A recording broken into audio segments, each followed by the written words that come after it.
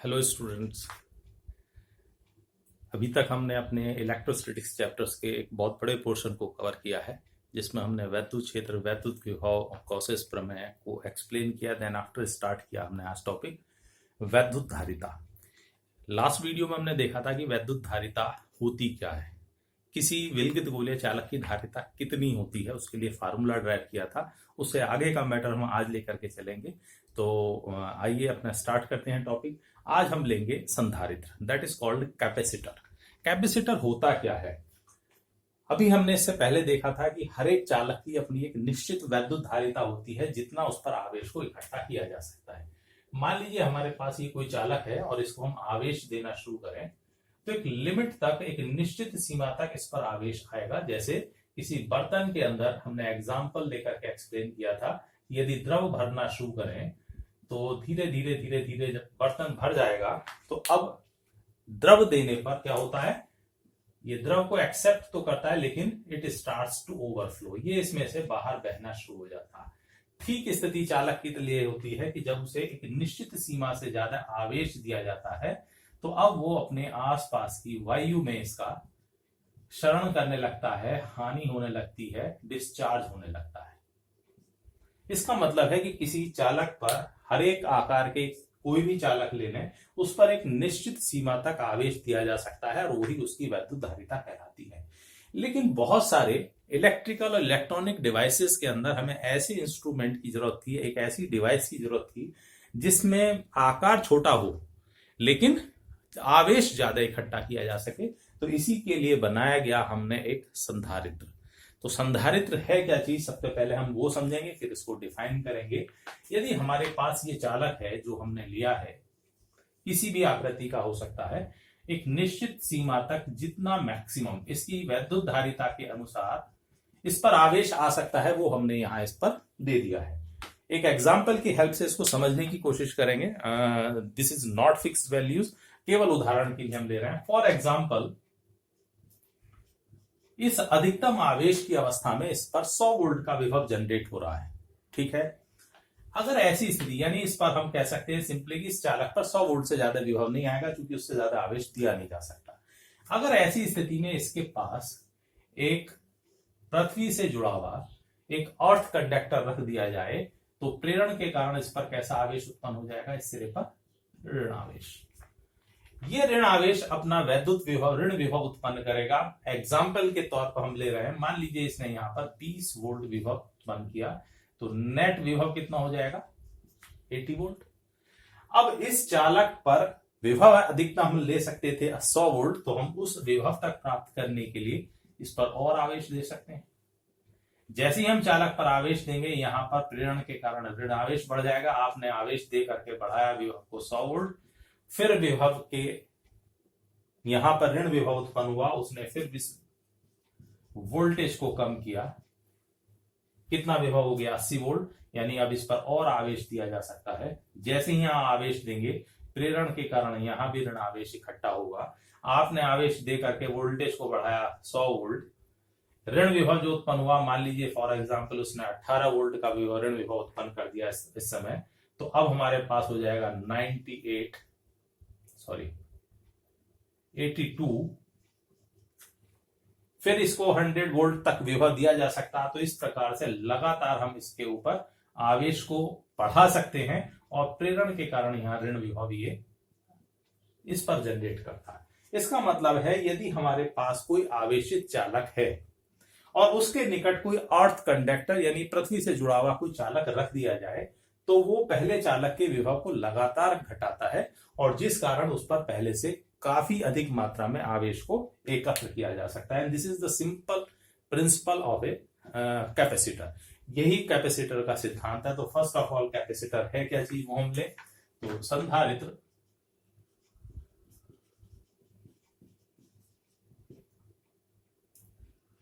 संधारित्र दो आवेशित चालकों का संग्रह है, जिसको हमने पृथक्कृत किया है, आइसोलेट किया है किसी कुचालक पदार्थ से। तो संधारित्र किसी कुचालक या हम कह सकते हैं विद्युत रोधी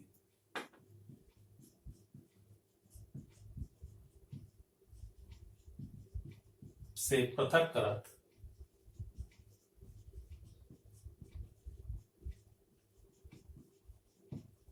दो चालकों का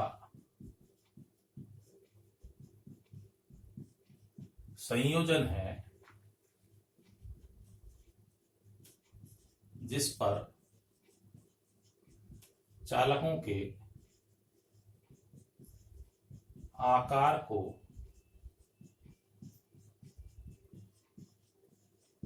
परिवर्तित किए बिना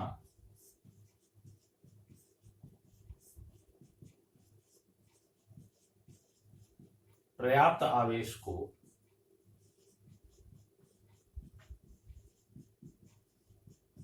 संचित किया जा सकता है।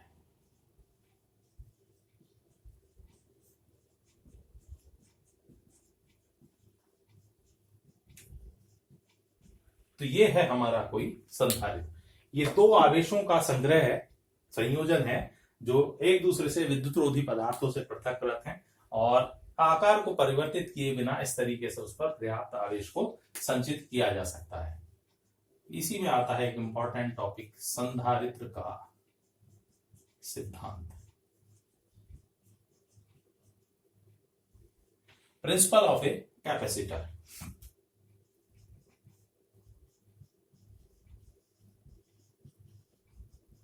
यदि किसी आवेशित चालक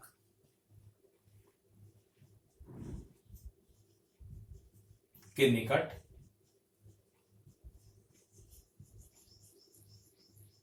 पृथ्वी से संबंधित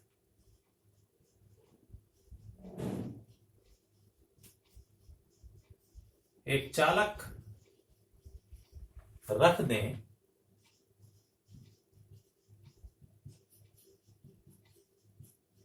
तब वह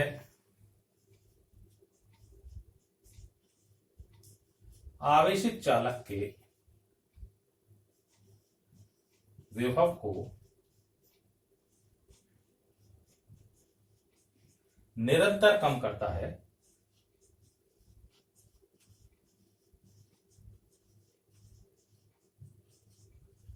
जिस कारण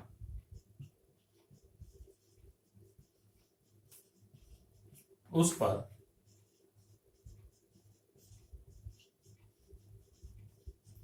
पर्याप्त आवेश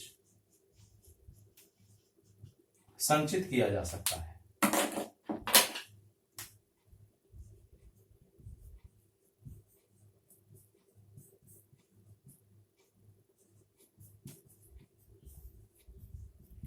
तो this is the simplest principle of a capacitor. ये संधारित्र का एक सिंपल सिद्धांत है।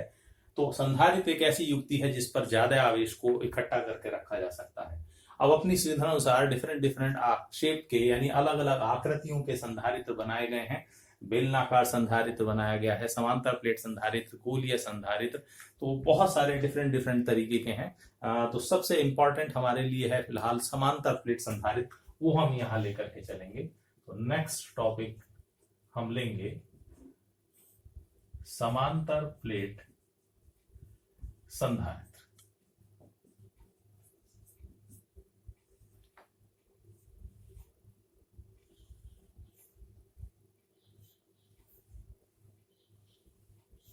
ये हमने दो चालक प्लेटें ली हैं, एक दूसरे के नियर बाई पास रखी हैं और पृथक कर दिया है, अलग अलग रखा गया है, आइसोलेट किया गया किसी कुचालक पदार्थ की सहायता से। पहली प्लेट को हमने दिया है प्लस क्यू आवेश, जिसके कारण यहां पर ये एक समान रूप से फैल गया है। दूसरी प्लेट की गई है अर्थिंग, यानी पृथ्वी से संबंधित कर दिया या बहुत ऊंचे ऋण विभव से इसको कनेक्ट कर दिया जाता है, जिसके कारण प्रेरण के कारण इस पर इतना ही ऋणावेश आ जाता है। यानी यहां क्यू आवेश है तो यहां भी क्यू आवेश है। यहां अगर आवेश घनत्व सिग्मा है तो यहां भी आवेश घनत्व सिग्मा होगा। इन दोनों प्लेटों के बीच एक इलेक्ट्रिक फील्ड, एक वैद्युत क्षेत्र स्थापित हो जाता है E। फिलहाल इसकी वैल्यू आगे हम लेंगे, E इक्वल टू होता है सिग्मा अपॉन एप्सिलॉन 0, जबकि प्लेटों के बीच में हमने निर्वात या वायु लिया है। तो ये है हमारा समांतर प्लेट संधारित्र। दो सिंपल प्लेटों को लिया है और इनके बीच में कोई कुचालक पदार्थ रख दिया जाता है, वो माइका हो सकता है, वो कोई भी डिफरेंट मीडियम लिया जा सकता है कुचालक पदार्थ, जिसे हम पैरावैद्युत पदार्थ भी कहते हैं, और उनको रोल करके एक सिलेंडर फॉर्म दे दी जाती है। तो दिखाई ये हमें एक सिलेंडर के रूप में ही देगा, यानी इस शेप में हमें नॉर्मली ये नजर आता है। ठीक है, तो आप देखेंगे अगर आप किसी भी मोटर वाले यंत्र को देखें, चाहे इलेक्ट्रिक फैन देखें, बिजली का पंखा देखें, उसमें कंडेंसर जिसे हम कहते हैं, दैट इज ए कैपेसिटर, वो इसी शेप में नजर आएगा। कोई भी आप मोटर वाला देखें उपकरण, जिसमें कूलर हो सकता है, मिक्सी हो सकता है, ग्राइंडर हो सकता है, सब में इस तरह का उपकरण आपको लगा हुआ दिखाई देगा। तो ये है हमारा समांतर प्लेट संधारित्र, दो प्लेटों से, दो समांतर प्लेटों से मिलकर के बनता है। इसकी धारिता किन किन बातों पर डिपेंड करती है वो हम यहाँ देखेंगे, या फिर इसका फार्मूला भी ड्राइव करेंगे हम। तो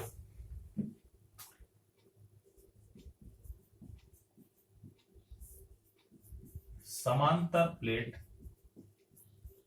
संधारित्र की धारिता को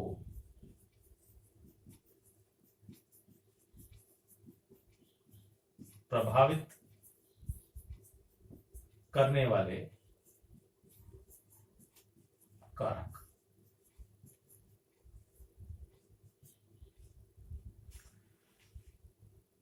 तो समांतर प्लेट संधारित्र पर इनकी प्लेटों का संबंध हम कर देते हैं किसी भी इलेक्ट्रोस्कोप से, स्वर्ण गोल्ड इलेक्ट्रोस्कोप से कर सकते हैं, यदि वो वोल्टेज को रीड करेगा। और जो संधारित्र की किसी भी धारिता है, ये हम पढ़ चुके हैं, Q इक्वल टू CV या C इक्वल टू होता है Q अपॉन V।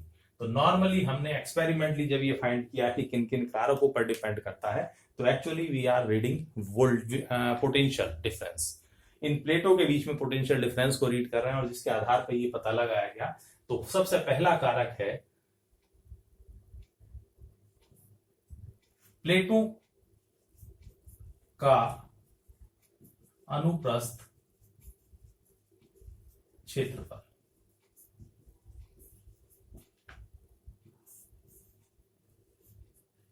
तो एक्सपेरिमेंटली ये देखा गया कि C is directly proportional to A। जो समांतर प्लेट संधारित्र की दोनों प्लेटें हैं, उनका आमने सामने जितना एरिया लाई कर रहा है, उसके डायरेक्टली प्रोपोर्शनल है। जैसे जैसे यहाँ न्यूनतम क्षेत्रफल फिलहाल आ रहा, जैसे जैसे क्षेत्रफल हम आमने सामने बढ़ाते चले जाएंगे, वैसे वैसे धारिता बढ़ती चली जाती है।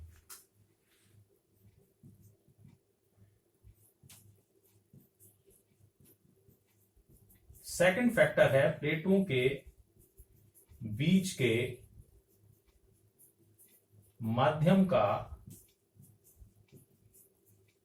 परावैद्युतांक।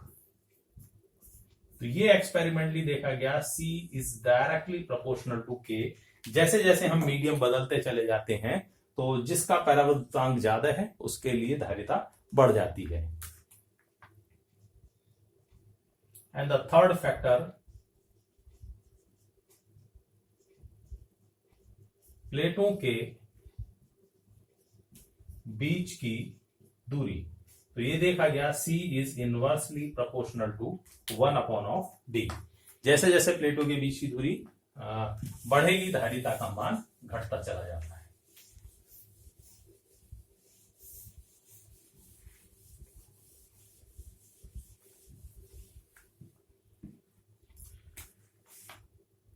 तो तीनों रिलेशंस को अगर एक साथ लें, तो you can say C is directly proportional to A K upon D। Whenever proportional sign is removed, we introduce a constant। जब भी हम प्रोपोर्शनल का चिन्ह हटाते हैं, अनुक्रमानुपाती का चिन्ह हटाते हैं, एक कांस्टेंट लाते हैं। तो फिलहाल यहां ले रहे हैं हम epsilon 0 A K upon D। जहां एप्सिलॉन 0 है निर्वात की वैद्युतशीलता।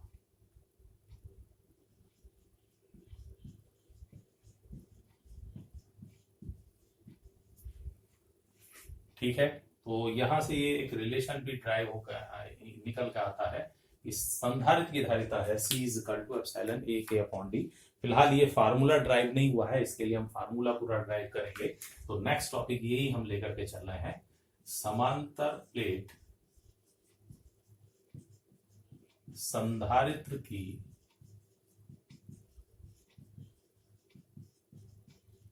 धारिता का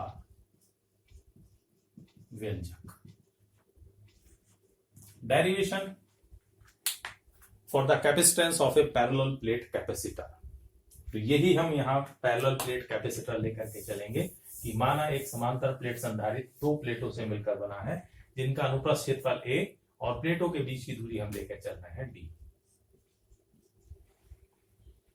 दोनों क्षेत्रफल दोनों का a लिया गया है।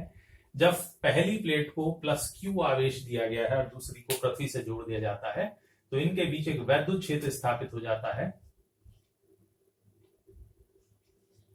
जिसकी वैल्यू होगी E equal to sigma upon epsilon 0 K, जहां के प्लेटों के बीच के माध्यम का परावर्तनांक है।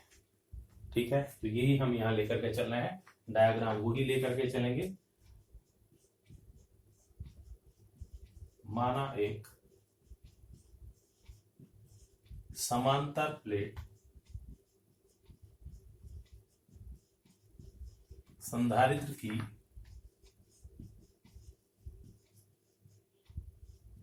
प्लेटों का क्षेत्रफल प्लेटों का अनुप्रस्थ क्षेत्रफल कैपिटल A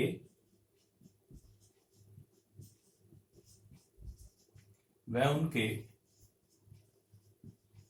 बीच की दूरी स्मॉल d है।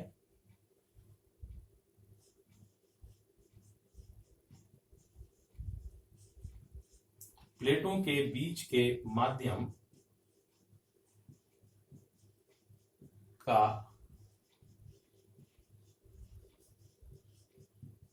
परावर्तनांक कैपिटल K है।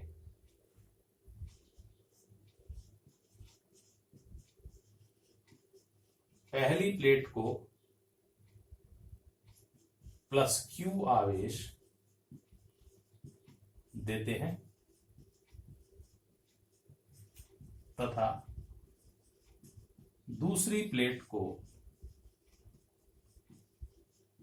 पृथ्वी से संबंधित कर देते हैं।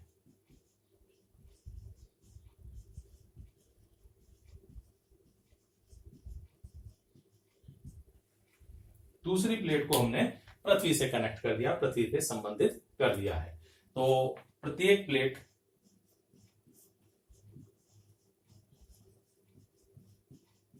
पर आवेश पृष्ठ घनत्व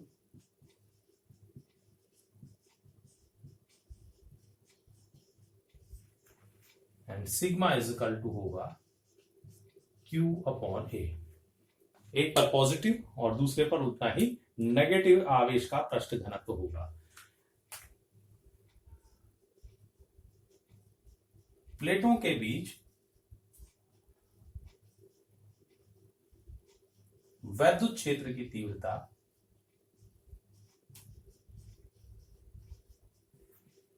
E इज इक्वल टू होगा sigma upon epsilon 0 K।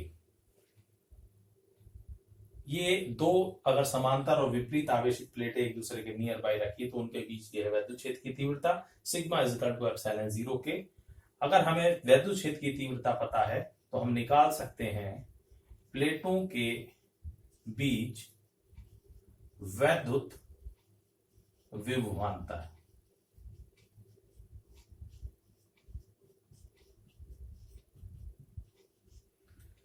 V is equal to होगा E इंटू डी और वैल्यूज ऊपर से सब्स्टिट्यूट कर ली जाए तो that is equal to sigma upon epsilon 0 K और इंटू डी। इतना विभवांतर दोनों प्लेटों के बीच जनरेट हो रहा है, उत्पन्न हो रहा है। जब विभवांतर आ गया तो हम निकाल सकते हैं संधारित्र की धारिता। तो इसलिए संधारित्र की धारिता C इज इक्वल टू होता है Q अपॉन V के। वैल्यू सब्स्टिट्यूट करें तो therefore C is equal to Q और V की जगह अगर आप रखें तो sigma D upon epsilon 0 K। एप्सिलॉन 0 के ऊपर चला जाएगा तो Q और into epsilon 0 K upon sigma is equal to होता है, अभी हमने देखा था स्टार्टिंग Q अपॉन ए, तो सिग्मा को हम लिख सकते हैं Q अपॉन ए और into D. Q gets cancel, A भी ऊपर मूव करेगा, तो we got a relation C is equal to A और यू कैन से के ए एप्सिलॉन 0 अपॉन डी।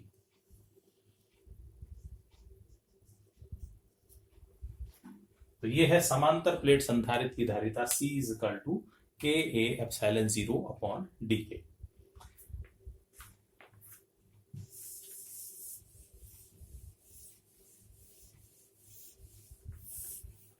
ये जब लिया है जब प्लेटों के बीच में के परावैद्युतांक का माध्यम रखा गया है, और यदि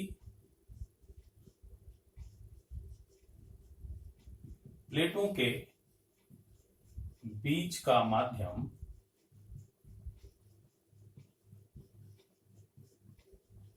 वायु या निर्वात हो,